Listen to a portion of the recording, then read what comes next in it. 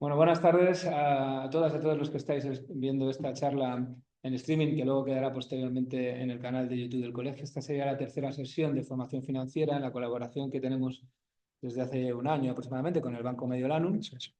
Quiero dar las gracias una vez más a Máximo Moreno, asesor del Banco Mediolanum, por el detalle de venirse hasta nuestra ciudad para presentarnos esta sesión. Muchas gracias, Maxi, por tu presencia. Nosotros. Y bueno, espero que sea tan productiva y tan interesante como las anteriores, que nos abras ese camino en el que a veces somos un poco obtusos los que nos dedicamos al tema sanitario, en nuestro caso a los médicos, que parece que solo sabemos pensar en curaciones y enfermedades, ¿no? Y nos olvidamos un poco del tema financiero y que tanta falta nos hacen estas sesiones de educación financiera, ¿no? Que es como lo quisimos llamar desde el primer momento. Cerramos el ciclo en este año 2024. El año que viene comenzaremos un ciclo nuevo y esperemos seguir por este camino de la formación. Otra vez, muchas gracias, Maxi, muchas gracias al banco por su colaboración con el Colegio de Médicos de Toledo. Y sin más, pues os dejo con Maxi y con Cruz, que aparecerá ahora en la pantalla. Muchas gracias, Raúl. Gracias a todos. Sí, vamos a pedir que nos acompañe Cruz Aldana, Anito, por favor. Si eres tan amable. Cruz, gracias, bienvenido. Buenas tardes.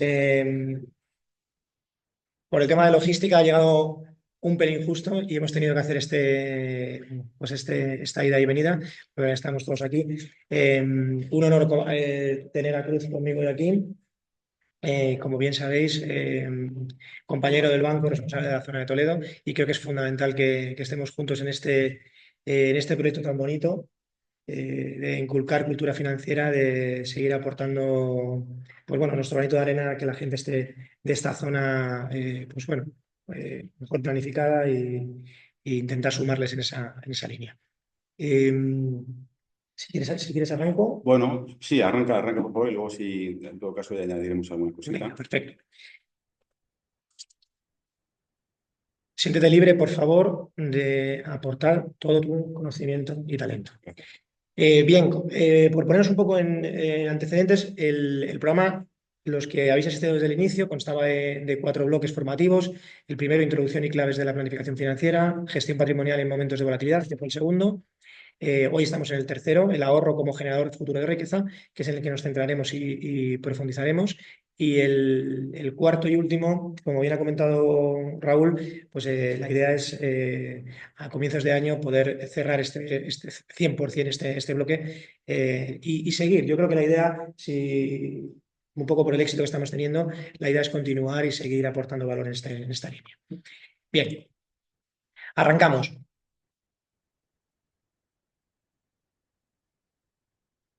¿Qué puntos o qué partes vamos a ver en el día de hoy? Bueno, el ahorro como decisión, crear riqueza futura y proteger la jubilación. La parte de la jubilación creo que es algo cada vez que está más en auge. Hace como 10, 15 años parece decían que a lo mejor nos quedábamos sin pensiones o que iba a haber menos pensiones y bueno, era como algo que estaba ahí, pero que tampoco le prestábamos mucha atención. Yo creo que atajar este tema creo que es muy importante desde ya. Eh, bueno, hablar de planificación fiscal, hablar de planificación de jubilación, hablar de las diferentes tipologías de vehículos para cubrir esa parte de la planificación de una familia, de una persona y la importancia del tiempo en el ahorro. Esa es un poco la línea, cómo influye el tiempo en el ahorro, qué vehículos nos pueden permitir cubrir esa faceta y luego parte atajar en profundidad el tema de la jubilación. Y planificar, ¿no? Que planificar es importantísimo, que es mejor prevenir que curar. Fantástico. Anticiparnos siempre. Bien, lo primero de todo es que tengamos claro el origen de la palabra jubilación. No sé si alguno de los presentes pues en algún momento se han planteado dónde viene esto. Esto viene de jubilare, viene del latín y significa gritar de alegría. Entonces, bueno, pues esto al final, ¿qué quiere decir? Pues bueno, tras una trayectoria profesional, tras esforzarnos, tras trabajar durante muchos años, pues, tras todo ese esfuerzo, pues intentar llegar a un punto en el que podamos gritar de alegría, podamos disfrutar de toda esa cosecha, todo ese esfuerzo y ese trabajo realizado durante muchos años, ¿no? Pues ante esto yo os pregunto, ¿creéis que los jubilados de hoy día gritarán de alegría en el futuro? ¿Creéis que las personas que que hoy tengan 30, 40 años, serán jubilados que gritarán de alegría? Es una pregunta que yo creo que nos deberíamos hacer más de uno, ¿verdad, Cruz? Bueno, pues precisamente de ahí parte un poco el origen de esta intervención, intentar profundizar en por qué creemos nosotros, perdonarme, pero vale, e intentar profundizar, disculparme que va la presentación un pelín lenta. Os decía que precisamente de esa pregunta es de donde nace el origen o la esencia del porqué o el motivo o la causa por el cual hemos decidido crear esta tercera formación, ¿no? Primera pregunta que os traslado es cómo funciona la seguridad social. ¿Somos conscientes de ello? Bueno, pues la seguridad social funciona mediante un sistema de reparto que, como veis ahí, está ideado a finales del siglo XIX, lo crea el canciller Otto von Bismarck, y al final es el sistema público de pensiones, pues es un sistema que se crea como, pues bueno, de finales de los años 60, donde la esperanza de vida era una esperanza de vida mucho más corta que la que hay hoy. O sea, ahí veis que aproximadamente en torno a los 77 años, hoy estamos hablando de entre 10 y 12 años mayor, es una esperanza superior, por tanto, es un sistema complicado. Y ahora veremos por qué. No sé si en ese sentido, Cruz, tienes alguna cosa que añadir. Todo esto frente al sistema de capitalización, que es un sistema de ahorro individual que depende única y exclusivamente del individuo, de la persona. Bueno, que es un sistema que se diseñó en su momento, pero que a lo mejor no ha evolucionado de acuerdo a las necesidades de la demografía actual, básicamente. Efectivamente, esto que dice Cruz es súper importante. De hecho, lo vamos a ver ahora. Por eso tenemos que tener en cuenta cómo funciona el sistema de reparto actual en comparación con alternativas que os vamos a presentar. Fijaros, esto que está diciendo, que estaba comentando Cruz, es un poco lo que venimos a trasladaros en esta diapositiva. Esa es la pirámide poblacional en la parte de vuestra izquierda en 1981 y en la parte de la derecha lo que se espera que sea la pirámide poblacional en 2050. Bueno, en color morado están las mujeres, en color hombres, como veis, en naranjita.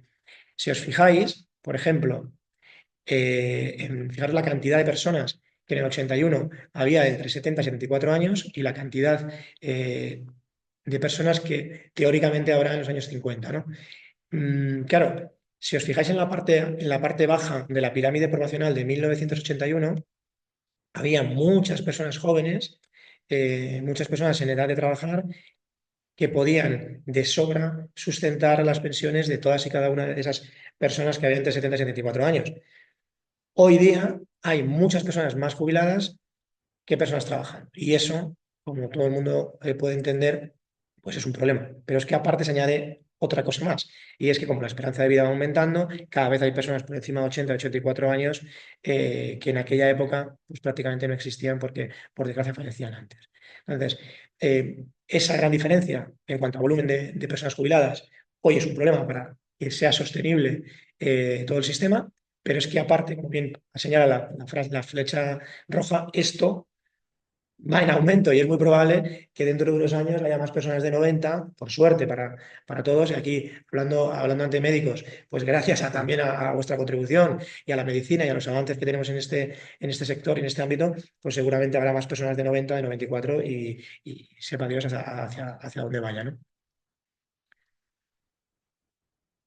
Bueno, y añadir que tratándose de un sistema de reparto que se nutre de las cotizaciones de las personas que están en activo, bueno, pues vamos, como bien comentaba Máximo, a un sistema donde cada vez habrá más personas en la etapa de jubilación y menos contribuyente aportando a esa caja donde luego se tiene que repartir. Por tanto, también tenemos que tener claro que nuestras cotizaciones no es una hucha que se esté creando para nosotros de cara al futuro, sino que solamente es un derecho a cobrar una pensión en el futuro cuya cuantía a fecha de hoy desconocemos. Totalmente.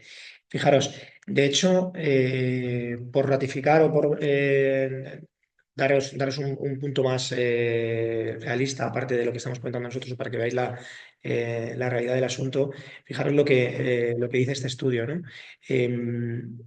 Comenta que prácticamente bueno, que las pensiones estamos en ruina. Habla de que un trabajador por cada jubilado en torno a 2050. Si os fijáis, la tasa de dependencia que hay actual pues, es aproximadamente 2 trabajadores por una persona jubilada, pero que es muy probable que en el año 2050 pues estemos en torno a 1 a 1. Totalmente insostenible. Es decir, que prácticamente podríamos tener una realidad similar o parecida a lo que estamos viendo ahí. Una sociedad, bueno, pues envejecida, porque por suerte tenemos una esperanza de vida mayor, porque la calidad de vida es mayor, porque la sanidad y los avances en ese aspecto nos hacen que tengamos más calidad de vida, pero también hay quizá cada vez menos nacimientos. Eso al final hace que tengamos jóvenes, menos jóvenes que trabajen y por tanto el sistema pues, se puede convertir en algo parecido, que por cada bebé que nazca, por cada niño que nazca, pues habrá dos padres que trabajen y tengan que mantener a 4, a 5, a 6, incluso a 8 jubilados. Esto es muy gráfico porque a veces nos da pena cuando hay manifestaciones a lo mejor de jubilados reclamando una mayor pensión, pero quizá no se les explique que para que ellos cobren más hay que quitárselo a sus hijos y nietos. Totalmente. De hecho, llevamos tiempo, las personas que nos dedicamos a esto, llevamos tiempo profundizando, pues hay montones de artículos, noticias, incluso libros, y aquí os traemos un libro que os recomendamos que leáis si os gusta profundizar en el tema, que habla de esto, y es un libro que se publicó hace bastantes años. Habla de que los millennials tienen la obligación personal de espabilarse y reservar un dinero poco a poco cada mes para poder complementar esa hipotética pensión que tengan el día de mañana. Y lo dicen los expertos, lo dicen los libros, lo dicen las noticias desde hace años. El problema es que yo creo que no hemos sido conscientes o no estamos siendo conscientes, incluso en muchos hogares, en muchas casas, hasta incluso en el día de hoy. En aquellos países donde no existe un sistema tan garantista como el nuestro, sí que desde muy jóvenes, bueno, pues las personas en cuanto empiezan a trabajar ya empiezan a ahorrar con ese largo plazo pensando en su jubilación del futuro. Porque una cosa es que nos podamos jubilar, perdón, tenemos que tener claro que todos vamos a envejecer, distinto es que todos nos podamos jubilar cuando queramos. Sí, totalmente. De hecho, lo que comenta en este caso Cruz, o sea, al final el modelo anglosajón, hay países en los que sí que es verdad que desde bien jovencitos culturalmente les enseñan esta forma de gestionarse, esta forma de ahorrar, el ahorro privado, la capitalización privada. Bueno, pues yo diría que por desgracia, nos falta cultura financiera, como bien hemos estado diciendo en todas las sesiones, y en este aspecto, pues muchísimo más, porque la sensación que tiene la juventud hoy día cuando nos sentamos delante de clientes jóvenes es, ¿para qué voy a ahorrar? Sepa Dios dónde voy a estar yo dentro de 30 años o dentro de 40 años. Lo que quiero hacer es vivir hoy la vida que quiero vivir, ¿no? Y muchas veces tenemos esa falsa sensación de que esa época no va a llegar, de que no vamos a tener dificultades y que alguien vendrá para solucionar la papeleta, ¿no? Fijaros la foto que os enseñamos. La foto que os enseñamos es el sistema de la seguridad social en millones de euros, cómo ha ido la cantidad de dinero que teníamos. En la parte verde, bueno, es cuando la gráfica es verde, las líneas verdes es cuando estábamos en superávit, como a partir del 2011 empezamos a entrar en déficit. A partir de ese momento había más gastos que ingresos. Estos son datos, son fuentes oficiales para que tengamos bueno, seamos conscientes un poco de la situación en la que estamos actualmente, ¿no? A partir de ese momento estamos viviendo desde 2011 más gastos que ingresos en el sistema de la seguridad social. Seguimos avanzando. Bueno, como veis, aproximadamente, esto que podéis aquí, 38.000 millones de euros, pues que se traspasan de gastos de la seguridad social a los presupuestos generales del Estado. De hecho, veremos ahora más adelante qué partida, qué peso tiene el sistema de pensiones en los presupuestos generales del Estado.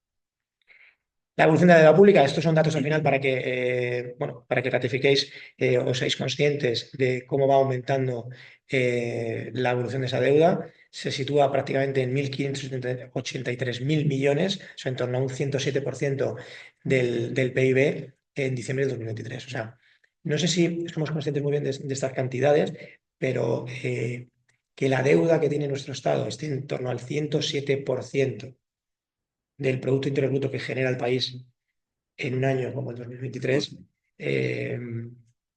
bueno, pues es una cosa a tener muy en cuenta y creo que es un dato que es súper importante. Fijaros lo que os decía antes, la partida de gasto en los presupuestos generales del Estado que va destinado a las pensiones, pues está en torno al 40%. O sea, es una auténtica barbaridad. Y aparte de una auténtica barbaridad, pues es algo totalmente insostenible y que tenemos que ser conscientes de que tiene que haber algún cambio, Bueno, y un déficit muy alto deja poco margen de maniobra.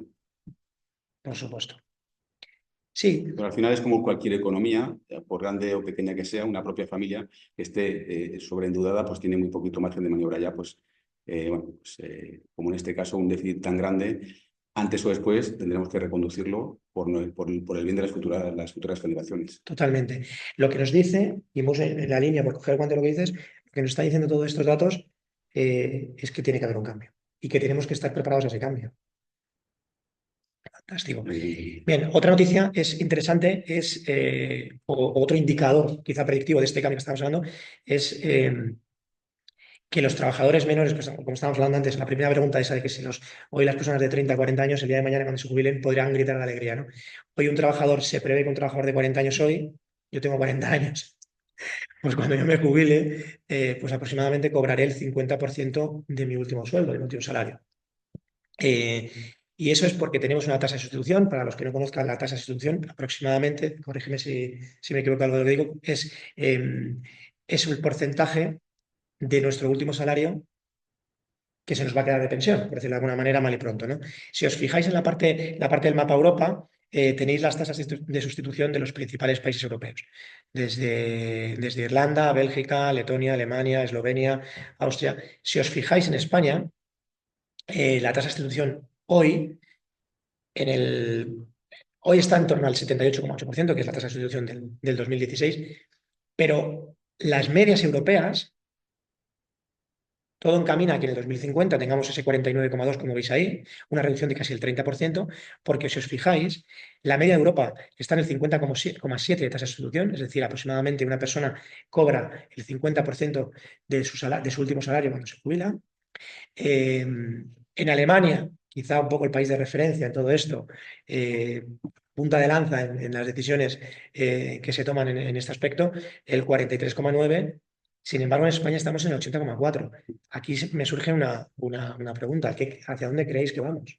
¿No? Está claro, sobre todo yo creo que veo clarísimamente aquí es que es una distribución asimétrica con un mayor peso en las colas. Por tanto, hay más países en esa cola con respecto a la media. Totalmente. Datos, como veis, muy reveladores, que muchas veces no somos conscientes de ellos y que yo creo que, independientemente de que estamos hablando entre personas que tienen una situación económica estable, tenemos que ser conscientes precisamente por eso, porque personas que a lo mejor a lo largo de toda su vida han estado en ingresos importantes, cada uno en suyo, cada uno con su realidad, cada uno con sus obligaciones, con su vida, con la vida que han elegido o que habéis elegido vivir, deberíais tener un plan para poder mantener ese tren de vida, para poder mantener ese estilo de vida una vez nos jubilemos. Van por ahí los tiros. Sí, sobre todo las personas que tienen un mayor volumen de ingresos, como las pensiones máximas están limitadas, pues el impacto puede ser mayor. Es decir, al final tendremos siempre que pensar qué nivel de gasto querremos tener el día que nos jubilemos de cara a estimar y prever bien ese capital a construir. Totalmente. Fijaros lo que está pasando. O sea, Escrivá crea una reforma de pensiones, pero sin embargo Bruselas la desmonta por completo, precisamente porque entienden que no es sostenible en el tiempo. Noticias del Confidencial, noticias del Economista, donde claramente pues bueno, deja un poco como pone ahí el descubierto que tenemos o el agujero que tenemos en las cuentas públicas, ¿no? Un poco lo que estábamos hablando, los datos que hemos ido hablando en cuanto a números y noticias de lo que está sucediendo. Bien, vamos a avanzar. Perfecto. Para continuar, me gustaría que veáis un vídeo. Es un vídeo que a mí me impactó bastante, porque, bueno, a veces bueno, que vengan dos economistas o dos asesores o dos personas que nos dedicamos a esto. Y pues bueno, podemos tener una visión un poco sesgada porque, por el conocimiento y porque estamos viéndolo en el día a día lo que sucede, pero a veces también es escuchar a terceras personas que no tienen nada que ver con este sector. Este sector, pues creo que puede ser. Añado, bueno, no sé si lo querías decir, Máximo, pero sobre todo que es un vídeo del año 2010, Por favor. que han Sí, transcurrido 14 años es y lo más que importante. lo que aquí se dice hoy sigue siendo aún más de actualidad. Totalmente. Fíjate, Mm. sí, lo iba a comentar justo al final, pero me encanta que lo hayas dicho, precisamente porque después de tantos años, como bien has dicho, sigue siendo la actualidad. Y los demás, a partir de qué edad nos tenemos que preocupar. Desde cualquier edad, que algún día podremos estar aquí jugando. Así es como mi generación ya no te equivale a Santa. Claro, que se ajuste el tema para que puedas cobrar una pensión. Hace 50 años, ahora vivimos 82, son 12 años y 5 con los que teóricamente se jubilaba la gente. ¿Cuál es la pensión media que tenemos? Nosotros es la más baja, 2.500 a más. Claro, luego los titulares como este, pues que de reserva para pagar las pensiones de diciembre. Pensiones. Cuando las cotizaciones sociales ha sido superior anual Ah, lo que sobraba, vamos a ahorrar. Recuerdos finales. de 1.000 millones, No, nunca antes. nunca. ¿Y cuánto de 1.000 millones, que es 1 meses de pensiones. es poco, ¿no? De esa lucha? Sí. La de 2023, No casi nada de 2012, señal de que las cosas no van bien. A ver si se nos va a acabar la lucha. Cotizar para poder optar a una pensión Tenemos que llegar a los 40 años. a los 40 años. ¿Cuál es el paro juvenil? Que está superando los 25 30 años. No, claro, a ellos ahora seguramente no les claro es que van a tener el nivel de la que tengan estos ingresos. Futuro permitirán Que debería, sobre todo, que sufran pobreza de vejez. Los 9 millones de pensiones mínimas. Pensiones mínimas que estamos la pensión digna. No, ¿Crees que somos conscientes de creo que no. Si tú empresa hasta que se jubile, no tienes nada. que se ha dejado de rematizar la pensión? Bien, si os fijáis, podríamos estar aquí hablando porque el vídeo es muy interesante y es justo lo que decía Cruz, ¿no? Es ese año justo donde empezamos a tener déficit en las cuentas públicas que con todo el criterio del mundo hacen esta entrevista con el profesor Valero y es un poco, aúna un poco todo lo que intentábamos transmitiros tanto Cruz como yo. Con más, por profundizar un poco más, fijaros cómo lo que entendemos como el país de referencia para Europa y quizá, como decíamos antes, hacia donde vamos todos los países europeos, como porque es el modelo que es Alemania, fijaros lo que pasa en Alemania. De otro vídeo muy interesante que creo que resume muy bien lo que está sucediendo. La realidad en Alemania. Ya nos quedamos aquí con las cartas.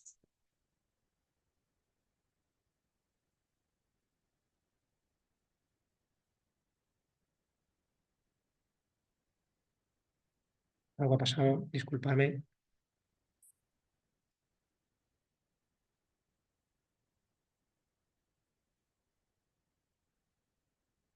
Bueno, si quieres lo cuento. Sí, lo directamente. contamos Directamente. sí. Mirad, lo que decía, el siguiente vídeo hablaba de dos jubilados alemanes que venían a decir que la señora cobraba en torno a 1.000 euros, el caballero cobraba De pensiones. de pensión, Pensión, sí. sí. Cobraba como de pensión 1.000 euros, que complementaba con un plan de ahorro privado que ella había hecho a través de su empresa, eran como 100 euros más al mes o 200 euros más al mes, y el caballero pues tenía una pensión de 800 euros, que complementaba con otro plan, con otros 50 euros o algo así, que podía complementar, que con su empresa también había hecho. Lo que ellos trasladaban es que Bueno, pagando- habiendo tenido ambos profesiones cualificadas. Claro, justo. Habiendo tenido profesiones cualificadas, generando ingresos importantes y que prácticamente con esas pensiones no cubrían ni siquiera el alquiler de su casa. O sea que en caso de la señora, con esos 1.000 más esos 200, pues le llegaba para comer, pero para el caballero, pues con los 800 y tal no le llegaba ni siquiera para comer, no llegaba a final de mes. Esa es un poco la idea. Esa es la realidad que están viviendo en Alemania, personas, como bien ha dicho Cruz, muy cualificadas, tienen ingresos importantes y que por desgracia es probable que los que no se preparen, los que no gestionen bien su ahorro privado, pues es probable que puedan tener una situación parecida. Bueno, sobre todo este vídeo está disponible en YouTube si alguno tiene interés en verlo completo. Yo creo que es muy interesante. Y bueno, esperemos que esta experiencia que nos contaban los jubilados alemanes no sea un viaje al futuro, sino que nosotros, es decir, siempre que tengamos tiempo por delante, nos podremos anticipar a los acontecimientos porque cuando ya no hay tiempo, pues no hay mucho que hacer. Totalmente. Y esto que estáis viendo Cruz hila perfectamente con la imagen que estáis viendo en la diapositiva. Y es pues el síndrome de la rana hervida, ¿no? Que es que, pues bueno, si tú pones una olla con agua hirviendo y tiras una rana, pues la rana va a saltar rápidamente y se va sea, que se quema y se va. Pero si tú la pones en agua fría y poco a poco empieza a calentarse, a calentarse, a calentarse, pues se va sintiendo a gustito, no se da cuenta y dice, oye, pues mira, ni tan mal, estoy aquí también, hasta que llega un punto en el que ya no tiene remedio y se muere, no está muerta, ¿no? Pues eso es un poco lo que comenta Cruz que debemos evitar, ¿no? Que no llegue un punto en el que sea demasiado tarde, ¿no? Justo lo que estábamos hablando.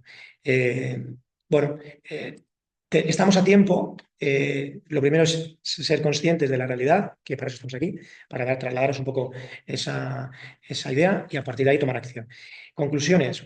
Bueno, pues lo primero, demográficos. Como estamos hablando, pues la pirámide poblacional se está invirtiendo, eso ya lo sabemos, y esto es irremediable. Menos personas trabajando para sostener o sustentar a más pensionistas. Segundo punto importante, motivos económicos. En España existe un desempleo estructural elevado. Hablaba el usuario de que en torno a un 25% de personas desempleadas. Es una auténtica barbaridad. Eso al final hace que el sistema que nosotros tenemos de reparto, pues bueno, como viene ahí, parece ser sostenible y como hemos intentado demostrar. Otro motivo es el tema de políticos. Hay reformas, sí que es verdad que cada político que llega al gobierno pues pretende reformar este tema porque al final, o por lo menos intenta hacer algún decreto o algo que intente ayudar. Pero bueno, desde la reforma del PSOE de 2011, la del PP del 2013 o las sucesivas que ha habido en los últimos años, pues no parece que ninguna de ellas pues vaya a cambiar mucho la situación. ¿Motivos de armonización europea? Pues lo que hablábamos, ¿no? El tema de la tasa de sustitución. Toda Europa está en torno al 50%, España sigue una tasa de sustitución muy elevada con respecto a la media europea y lo normal es que armonicemos, lo normal es que tendamos, como bien explicaba Cruz antes, hacia esa media que tienen los países europeos. Y también, por último, motivos tecnológicos. Automatización de los sistemas, la digitalización, el tema de la inteligencia artificial, todo eso también de alguna manera afectará a todos, sobre todo al sistema laboral y, por supuesto, a cada una de las familias. Bien, esto es un poco en cuanto a la parte de la importancia de las pensiones. Después de trasladaros todo esto, me surge esta pregunta. ¿Somos conscientes realmente del problema? Los que estamos aquí presentes, las personas que estáis en casa. Bueno, habéis escuchado a un catedrático de economía pues decir que no, que él cree que su opinión personal es que la gente, la sociedad o gran parte de ella, por suerte está cambiando, poco a poco, Muy lentamente. muy lentamente. Pero sí que es verdad que yo creo que la situación es esa imagen que hemos trasladado ahí es un poco el cómo vemos nosotros a la sociedad. Está dormida, está tranquila, están ahí en ese sillón echados en la siesta en la vía y ¿qué haríais en ese momento? Si los que seáis conscientes de ello, si tenéis a un familiar, a un amigo, a un conocido que está ahí tumbado, echándose a la siesta y sabéis que viene el tren, a lo mejor os acercáis, ¿no? Y diréis, podéis decirle, oye, mira, es que a lo mejor pues que viene un tren y a lo mejor te pilla. O llegaríais, le cogeríais del brazo y le sacaríais con toda la fuerza del mundo y le diréis, que esto o sales de aquí o tienes un problema. Pues eso, es un poco la situación. Un poco hemos intentado hacer este símil un poco gracioso para que veáis cómo entendemos que la sociedad está hoy día, ¿no? Bien, pues hay un problema, vamos a dar soluciones. Mirad, el estado de bienestar de esas personas, una vez que se jubilen, hablaba de que la clave de un buen sistema de pensiones es que no garanticen que no exista pobreza en la vejez. Me parece maravillosa esa frase del profesor Valero. Me parece maravilloso. Bueno, pues a día de hoy, el sistema público de seguridad social lo que pretendía garantizar a esa vejez es que tuviesen esa no pobreza. Es un sistema básico, es un sistema de reparto, es un sistema público, es un sistema obligatorio. Todas las personas que trabajan tienen derecho a él. Perfecto. Lo que os estamos intentando trasladar es que eso es muy probable que en un futuro sea un sistema asistencial. Totalmente de acuerdo. Totalmente de acuerdo, ¿verdad? Y que se pueda complementar con un sistema de previsión privada, de capitalización, de ahorro, que sea totalmente voluntario. Esto quizá es el futuro y es hacia donde nos dirigimos. Esto es una opinión propia. Sí, no, yo la comparto y además quizá un poco explicar que actualmente es un sistema contributivo, es decir, que cuanto más contribuyes al sistema, mayor pensión tienes hasta que digamos que se limita, pero un sistema asistencial, digamos que se homogeneiza o los importes, hay cada vez menos diferencias entre el que más cobra y el que menos cobra. Tal cual. Y no es una cosa que digamos Cruz y yo. O sea, es una cosa que, fijaros, una consultora del prestigio de Mercer ha hecho un análisis exhaustivo precisamente de lo que estamos hablando. Habla el estudio intentaba profundizar en los diferentes pilares que, que, que la sociedad debe tener para tener una vejez digna o que no tenga esa pobreza que comentaba antes el profesor Valero, ¿no? Y la verdad que, obviamente, el primer pilar es el Estado, ese sistema de reparto que tenemos, ¿vale? En cuanto ya tengas pensiones contributivas o no contributivas, ¿vale? Ahí sabemos, yo creo que todos más o menos lo que es. Que luego existía un segundo pilar, que puede ser la propia empresa, que las propias empresas, que los propios trabajadores luchen por tener una ayuda de su propia empresa o que las propias empresas sean conscientes de que este problema que hay a nivel social y que sean conscientes de que tienen que aportar y ayudar de alguna manera a sus trabajadores. Y por supuesto, quizá el más importante de todos, sin ningún tipo de duda, es el propio individuo, que seamos conscientes de que esto es insostenible, de que todas las cosas buenas que tiene la sociedad hoy día, el tema de que vivamos más, el tema de calidad de vida, todo esto, también la vida se está encareciendo muchísimo y que el sistema no es sostenible. Por tanto, tenemos que complementarlo de manera privada o individual. Sí, adelantarnos y que en la medida de lo posible, pues cuanto más dependa de nosotros, menos dependerá de circunstancias que no son ajenas. Efectivamente, que seamos nosotros protagonistas, Eso es. seamos protagonistas de la vida que pretendemos vivir tras nuestra etapa profesional, ¿no? Aquí en la parte, en la tercer pilar, por decirlo de alguna manera, Mercer hablaba de planes de inversión, de ahorro privados, hablaba de packs de acumulación, hablaba de tener inmuebles, de otro tipo de activos, capital privado. Bueno, en las sesiones anteriores hemos visto diferentes activos que pueden ser complementarios a la pensión que conocemos del Estado. Por tanto, muchos datos muy concluyentes que al final, bueno, pues que nos tienen que dar conciencia de que hay un problema y que hay que buscar una solución. Y os plantearéis, bueno, y vale, perfecto, he entendido el problema. Yo como individuo, ¿qué acción puedo tomar o cuáles son las soluciones a las que puedo tener acceso? Bien, pues Franklin dice una frase que me gusta mucho, que es que el camino hacia la riqueza depende fundamentalmente de dos palabras, de trabajo y ahorro. No hay una varita de cristal, una varita mágica, ¿no?, que nos diga, o una bola de cristal que nos diga dónde está la solución, o que directamente nos dé la solución. Trabajo y ahorro. Y precisamente el mensaje que queremos trasladaros después de explicaros el problema, las causas del problema y con datos fundamentados por qué existe ese problema, es trasladaros una o dos alternativas de solución. Una de ellas es, bueno, que quizás no una de ellas, sino en qué se basan estas soluciones, es en el poder en el poder del ahorro y en el efecto del tiempo en ese ahorro, ¿no? Cómo afecta el interés compuesto. Si os fijáis, en las sesiones anteriores hablábamos y explicábamos la diferencia entre el interés simple y el interés compuesto. La rentabilidad que va generando el interés compuesto se va reinvirtiendo junto con el capital que va aportando el individuo, y eso hace o genera un efecto exponencial. Eso genera un efecto exponencial que hace pues que marque la diferencia con el paso del tiempo, ¿vale?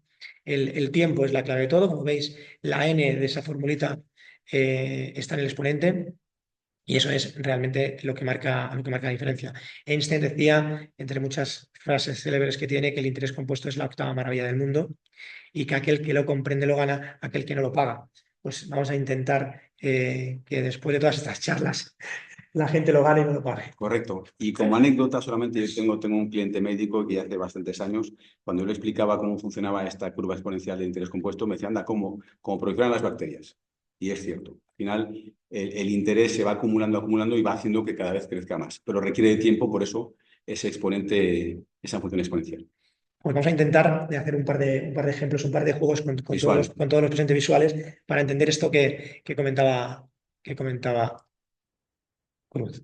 Bien, fijaros, os planteamos las opciones. Dos personas, María y Sara. María empieza a invertir a los 22 años con la ayuda de sus padres, jovencita, y aporta solo durante 10 años. Luego, ese dinero que ha ahorrado de los 22 a los 32 no lo toca. Y Sara justo hace lo contrario, empieza a ahorrar a los 32 años. De los 22 a los 32 no ahorra nada y a partir de los 32 aporta durante toda su vida profesional durante toda su vida laboral, es decir, durante 36 años desde los 32 hasta su fecha de jubilación. Espero haberme explicado bien.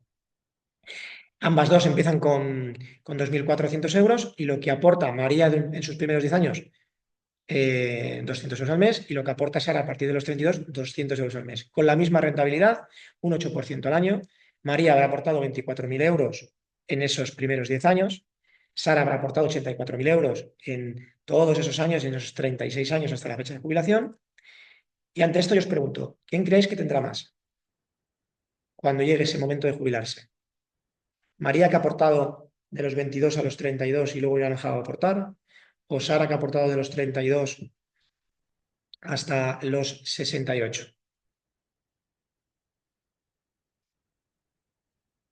¿Qué dirías? ¿Qué diríais? Bien, pues mirad, fijaros lo que sucede, que esa es la magia quizá del interés compuesto. Y sobre todo que las matemáticas son muy objetivas. Totalmente.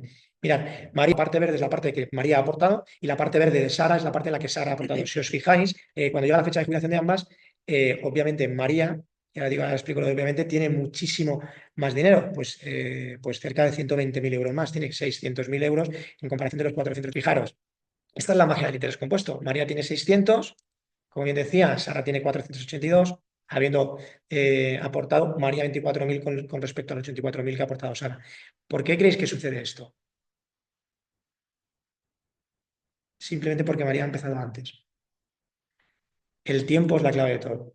Por eso somos muy partidarios de trasladaros esa frase, ¿no? De que el mejor momento para invertir pues fue ayer. Bien, dicho esto, otro ejemplo muy interesante. Y Por favor. recordar la frase de Einstein: el que lo entiende lo gana, el que no lo paga, porque evidentemente si el capital a construir hubiera sido de 600.000 euros, quien empezó más tarde tendría que aportar más dinero, tendría que hacer un mayor desembolso para llegar a esos 600.000 euros finales.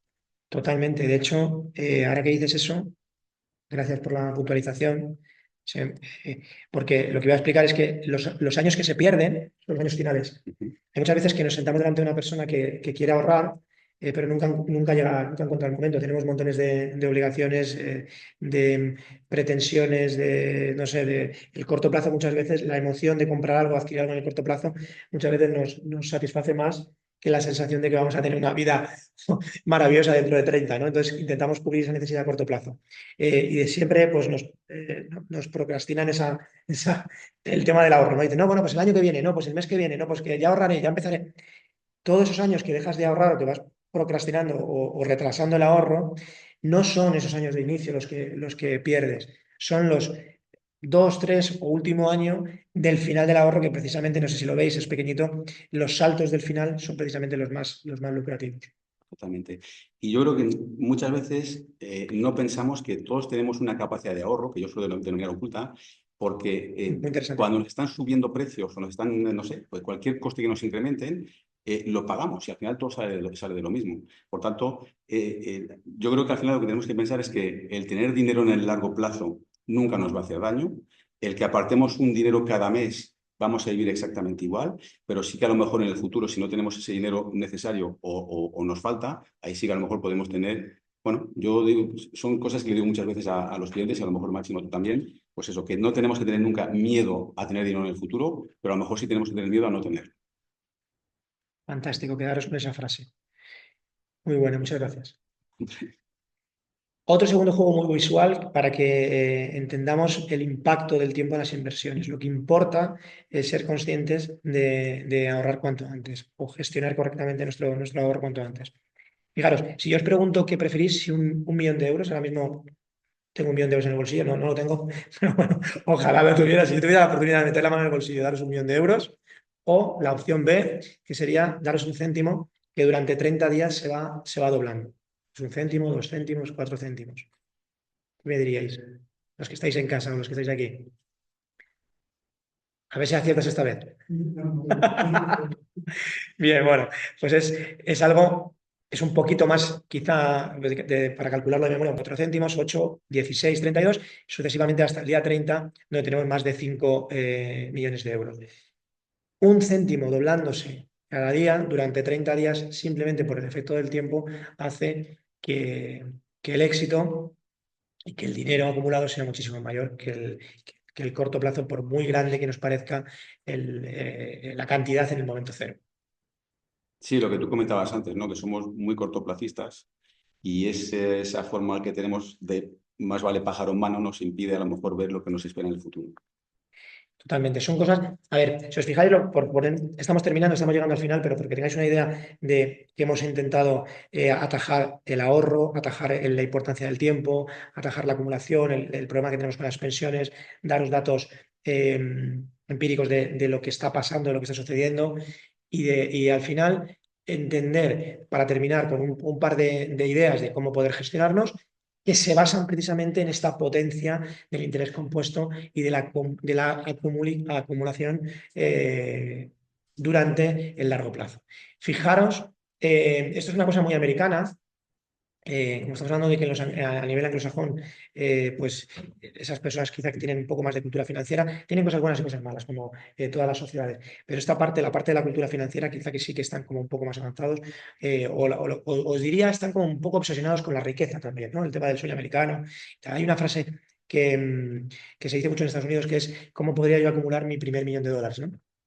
Entonces, si os traigo un ejemplo de que si pretendiéramos acumular ese millón de dólares, ¿cuánto tiempo tardaríamos? ¿No? Y si os fijáis, por resumiros un poco la imagen, es que el 26% de ese $1.000.000 tardaríamos 7,84 años, unos 8 años en hacerlo, y el 74% restante, de 740.000 euros, pues tardaríamos pues prácticamente, estamos hablando de 9, 12, pues unos 20 años aproximadamente. Es decir, que, como bien hemos intentado trasladar antes, se consiguen, fijaros por ejemplo, los últimos, para ser exactos, 8 años, 260.000 euros, fijaros los últimos 8 años, hemos pasado de 600.000 a 1.000.000. Los últimos 400.000 euros se consiguen en el mismo periodo de tiempo que se consiguen los primeros 260.000 euros. El efecto del tiempo, una vez más, demuestra que el tiempo es la clave en la acumulación y en el ahorro. Bien, y ese ahorro que estamos constantemente hablando y pronunciando, vosotros diréis, vale, pero ¿qué ahorro y cómo ahorro y cuál es la fórmula correcta? Bien, pues mirar, yo creo que por desgracia casi todos en nuestras casas, en nuestras familias utilizamos esto que veis aquí. Es que yo ingreso 3.000, gasto 2.500 porque pago hipoteca, pago colegio de los niños, pago luz, pago agua, pago seguros, pago coche y con los 500 euros que me quedan vivo, ahorro y me gestiono. Bien, creo que está más que demostrado y lo vemos de nuestro día a día muchas veces con nuestros clientes, que es una fórmula que no funciona. Porque normalmente ese ahorro al final no deja, bueno, normalmente no se ahorra, al final surgen imprevistos y ese dinero se va gastando. De hecho, vamos gastando muchas veces en función de lo que ingresamos y de lo que tenemos en cuenta corriente. No sé si habéis escuchado alguna vez esto yo lo escuchaba en mi casa. Mi madre muchas veces le decía a mi padre que sacara el dinero de la cuenta corriente porque si estaba en cuenta corriente, al final se lo terminaban gastando y se adaptaban a la cantidad de dinero que había en la cuenta corriente, ¿no? Bien, pues eso es un concepto, al final es cultura que tenemos arraigada en este país. Lo que pretendemos trasladaros es que la fórmula que funciona correcta es que cambiemos la A por la G, ¿no? Que el ingreso menos el ahorro que pretendemos hacer para vivir la vida que queremos vivir. Oye, yo quiero comprarme esta casa dentro de 10 años, quiero que mi hijo vaya a esta universidad, quiero tener una jubilación que lo que me va a quedar de pensión más los 1.000 euros que me gustaría tener, me van a permitir mantener el nivel de vida que estoy llevando ahora. Bien, pues para yo poder tener dentro de 10, 15 o 20 años, cada uno en su situación, esos 1.000 euros que complementen mi pensión el día de mañana, hoy tengo que ahorrar 300, 200, 100, lo que sea. Pues eso es lo primero que me quito de mis ingresos. Y con el resto, gasto. Pago la casa, pago los gastos, las necesidades que cada familia tenga. Y sobre todo decir que la A se calcula, es decir, no es una A que ponemos 200 por ponerlos, no, sino que se ponen 200 porque hemos calculado que tienen que ser 200. Fundamental, porque cada persona tiene su vida, sus pretensiones, y la clave es que esto no es juzgar de, oye, yo quiero ahorrar más o menos porque un asesor te va a decir si tienes que comer en un restaurante de estrella Michelin o en un restaurante más económico. No, no es eso, es si tú quieres comer en restaurante de estrella Michelin, nuestro trabajo es que puedas permitirte ese restaurante de estrella Michelin hoy, mañana y a ser posible Si siempre. tenemos un cajón destinado a cada objetivo que tengamos, nunca habrá remordimiento por abrir un cajón cuando los demás están llenos. Perfecto, fantásticamente bien resumido. Bien, continuamos. Otra idea, el tema de cómo se ahorra y el tema de interés compuesto. Entonces, ¿dónde podemos ahorrar? Bien, pues principalmente, esto ya lo hemos comentado, es un resumen, es una diapositiva solamente, porque lo hemos comentado en las dos sesiones anteriores, pero por resumiros, tenemos diferentes opciones, pero por centrarnos en los mercados financieros, que van a ser los que, quizá los activos que van a sustentar los dos vehículos que vamos a proponer, pues tenemos activos monetarios, renta fija y renta variable. Fijaros ahí las gráficas de un activo de renta variable, de un activo de renta fija y un activo de un activo monetario. Ahí veis qué es cada cosa, en el caso de monetarios, cuentas corrientes, depósitos, letras, renta fija a corto plazo, la parte de la renta fija y la parte de renta variable, acciones de empresas cotizadas. Bien, si yo os trasladara que tenemos que ahorrar a 6 meses vista, a un año vista, a 2 años vista, pues obviamente a lo mejor estaréis todos de acuerdo conmigo en que el vehículo más adecuado no es la renta variable. ¿Por qué? Porque a lo mejor en ese tiempo podemos perder todo nuestro dinero precisamente por esa volatilidad y esas oscilaciones, como veis ahí. Tanto la renta fija como los activos monetarios pues son vehículos más adecuados. De la misma manera que yo para venir de Madrid a Toledo, como he venido hoy, pues no he cogido un avión. ¿Por qué? Porque el avión para venir de Madrid a Toledo pues no es el vehículo más adecuado. Pues esto es una cosa parecida. En este caso, si lo que pretendemos es ahorrar para nuestra jubilación, saber qué edad tenemos, cuál es la fecha en la que nos vamos a jubilar, calcular esa A que comentaba Cruz a la perfección y a partir de ahí elegir el vehículo adecuado. Y el vehículo adecuado seguramente a largo plazo siempre sea con una correcta diversificación, como hemos hablado en las sesiones anteriores, la renta variable. Bueno, y añadir que el dinero trabaja siempre. Está Fantástico. constantemente trabajando y generando. Lo que tenemos que también pensar es qué parte de esa generación que produce el dinero me llega a mí. Entonces, bueno, en función, lógicamente, como bien decía Máximo, del tiempo, es decir, nosotros tenemos que tener siempre claro qué tengo que acumular y cuándo lo tengo que acumular. Entonces, el vehículo, al final, como bien decía Máximo, el vehículo tendrá que ser el más adecuado en función del tiempo que tengamos que tener esa estrategia de ahorro. Fijaros, de hecho, esta gráfica que estáis viendo es a 10 años, lo señala ahí arriba.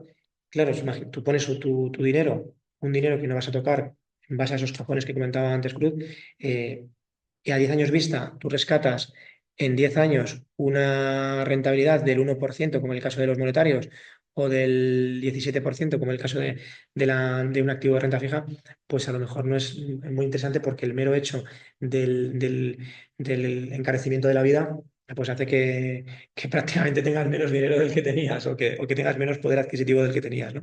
Sin embargo, ese crecimiento de la renta variable hace que en 10 años, pues, oye, pues es un crecimiento del 88%. Bien, imaginaos qué puede suceder, como bien os señalo aquí con la gráfica, a 20 años vista, a 30 años vista o a 40 años vista, como puede ser la jubilación de un chico de 25 años que perfectamente tendría que estar ya planteándose estas opciones.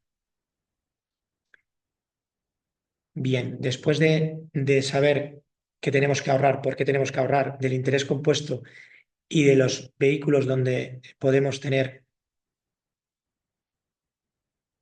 el interés compuesto, vamos a seguir avanzando.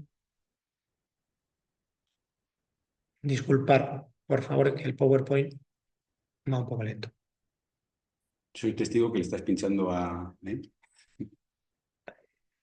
Sigo para avanzando. avanzar, pero es verdad que No está ahí consigo bloqueado. avanzar.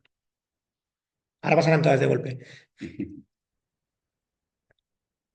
Vale. Bien, la buena noticia, quería terminar con esta diapositiva, es que el ahorro para la jubilación permite tener un beneficio financiero y fiscal. Y ahora vamos a ver por qué. Una de las cosas que yo llevo escuchando en estos últimos años, no sé qué pasa, con nuestros clientes cuando nos sentamos delante de ellos para hablar de planificar la jubilación es que, bueno, a mi padre le pasó.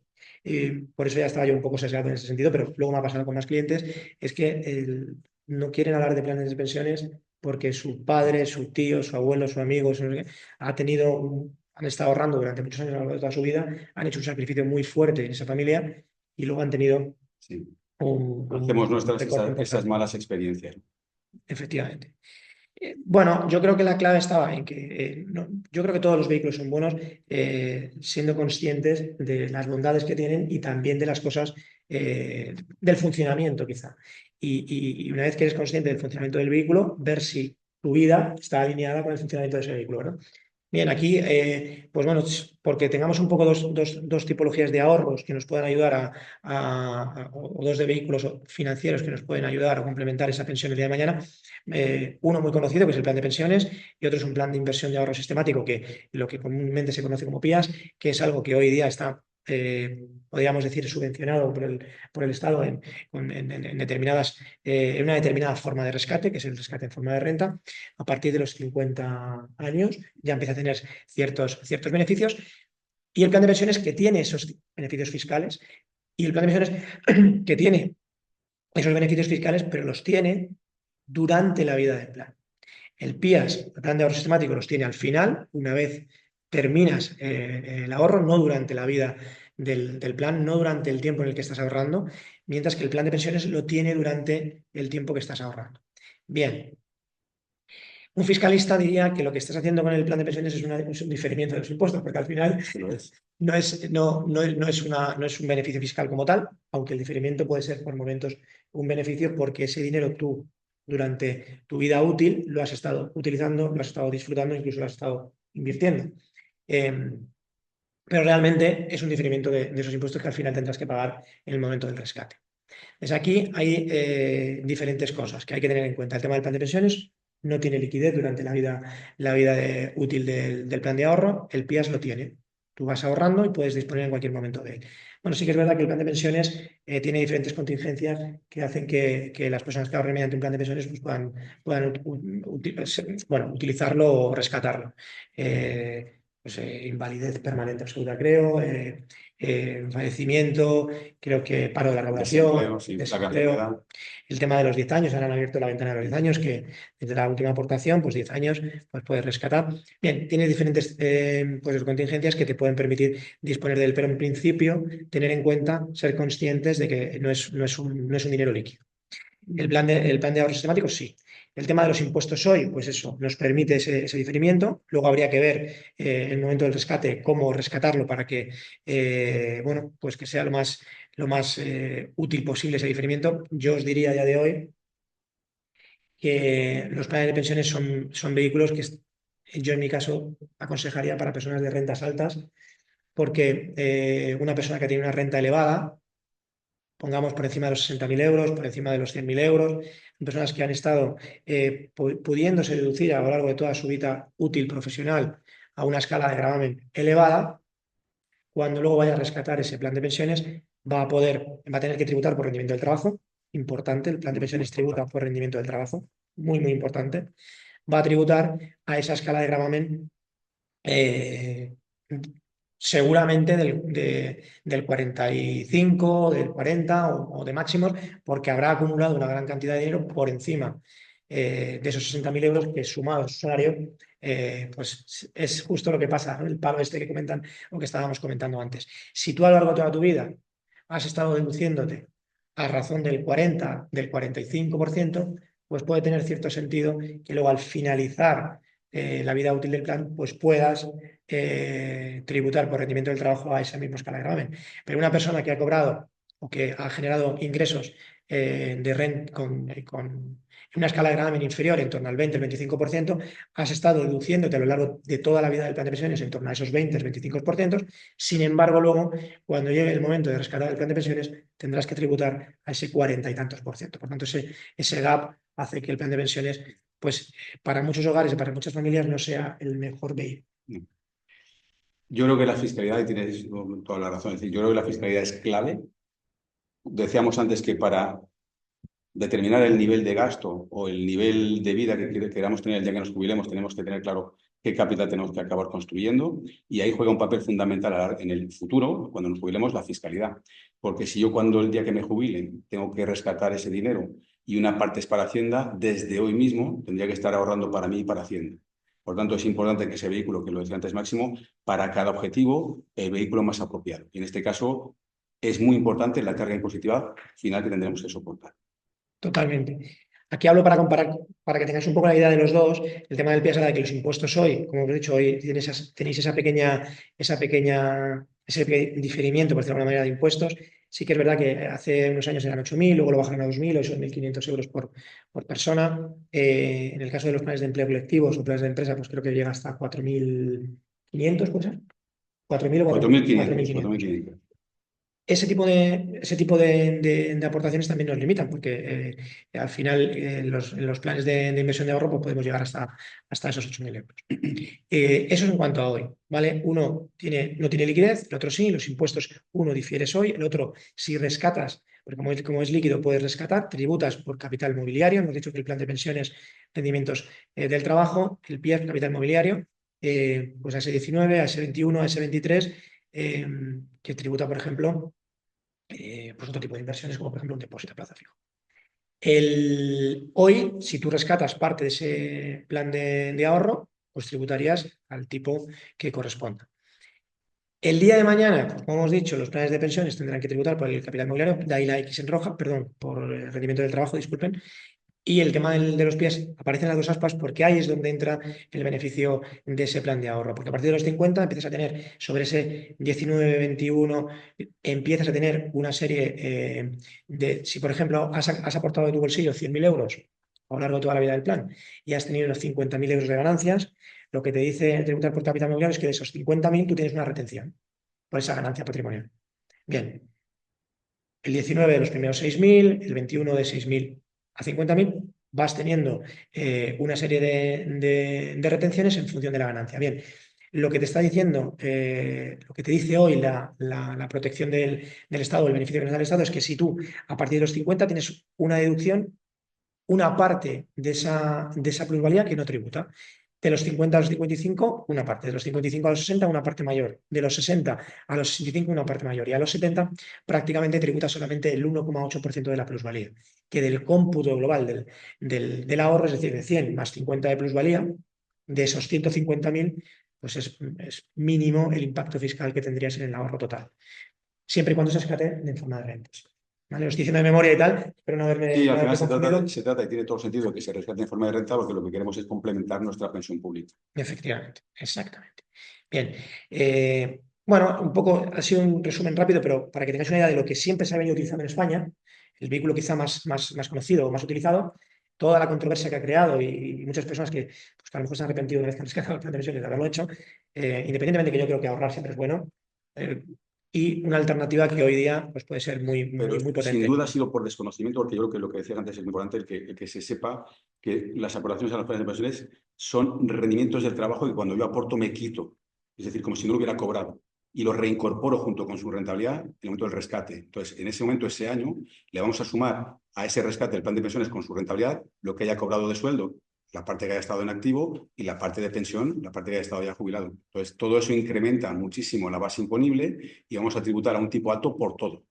Por lo tanto, antes de darle la tecla, pues evidentemente hay que echar cálculos. Totalmente. Bueno, para eso estamos a su entera disposición. Claro.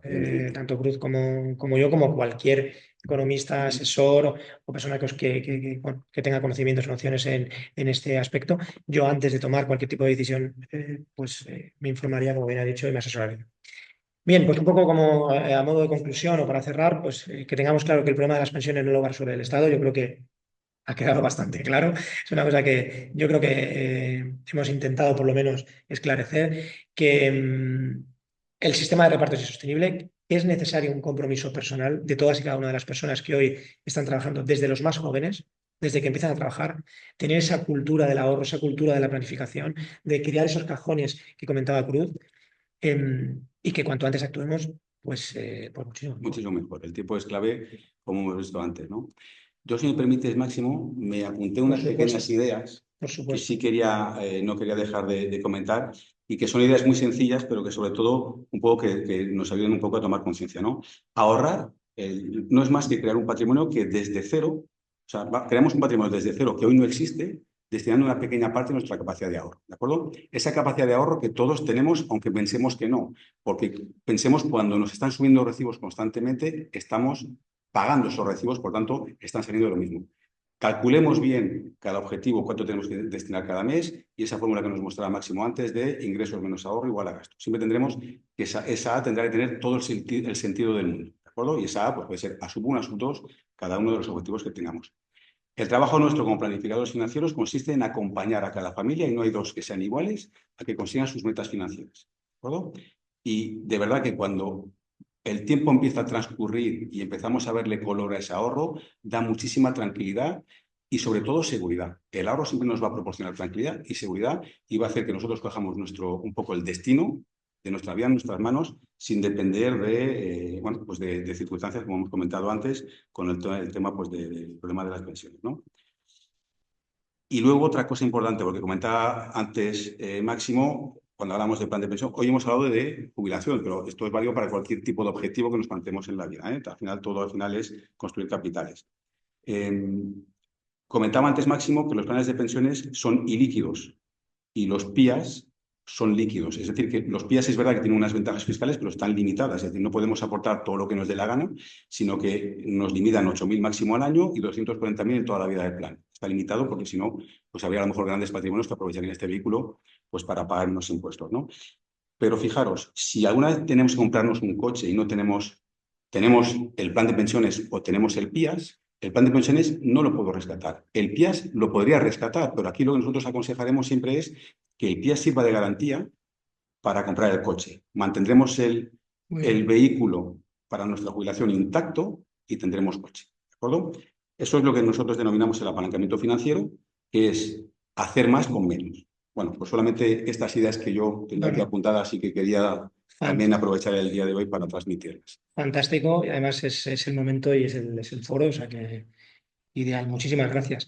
Pues poco más. Esperemos bueno, que os haya gustado. Espero que haya sido didáctico. Hemos intentado bueno, pues esclarecer un poco la situación que tenemos y aportar un poco de luz, un poco de herramientas o ideas sobre cómo podemos gestionarlo y cómo deberíamos atajar un problema que hay claramente en la sociedad. Y bueno, a vuestra disposición para lo que necesitéis. Gracias una vez más al Colegio de Médicos de Toledo. Gracias a Cruz por estar aquí a mi lado, que siempre está conmigo. Y bueno, pues hasta la próxima. Hasta la próxima. Gracias.